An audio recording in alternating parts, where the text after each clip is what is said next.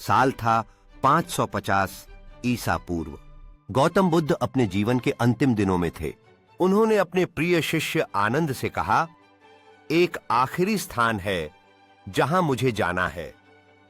कुशीनगर से उत्तर दिशा में एक रहस्यमयी गुफा। गुरु और शिष्य चल पड़े।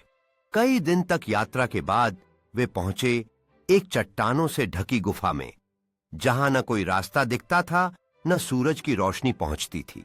लेकिन जैसे ही बुद्ध ने ध्यान मुद्रा में आंखें बंद कीं, गुफा की दीवारों पर चमकने लगे प्राचीन प्रतीक, एक वृत्त, एक बिंदु और एक द्वार। बुद्ध बोले, यह है शून्य द्वार, जहां विचार समाप्त होते हैं और केवल सत्य बचता है। आनंद चौंक गया। क्या यह स्वर्ग का द्वार है? बुद्ध मुस्कुराए नहीं। आनंद, यह द्वार है स्वयं की वास्तविक पहचान तक पहुंचने का। लेकिन तभी कुछ अजीब हुआ। गुफा में हवा ठहर गई और दीवार से निकलकर एक प्रकाश पुंज आया, जिसने बुद्ध के चारों ओर एक दीप्तिमान आभा मंडल बना दिया। जैसे ही बुद्ध ने द्वार की ओर हाथ बढ़ाया, एक तेज गूंज हुई, तुम जो खोजते हो वह तुम ही हो। बुद्ध ने आनंद की ओर देखा और कहा, शून्य को मत डरो, वही ब्रह्मांड की जड़ है।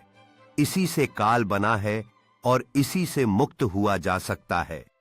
फिर उन्होंने एक पत्थर पर 3 चिन्ह बनाए, एक वृत्त, 2 एक बिंदु, 3 और नीचे लिखा, सम्यक विज्ञानम। आनंद ने पूछा, भविष्य में क्या कोई इसे समझ पाएगा? बुद्ध बोले, आज नहीं, पर 2000 वर्षों बाद जब विज्ञान और ध्यान एक हो जाएंगे, तब कोई इसे समझेगा। कहते हैं कि उसी दिन बुद्ध ने शरीर त्यागने से पहले अंतिम बार उसी शून्य द्वार को छुआ और वह प्रकाश पुंज फिर कभी नहीं दिखा।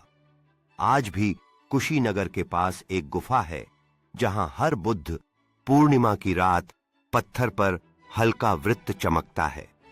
पर कोई नहीं जानता शून्य द्वार असल में है क्या, पर कोई नहीं।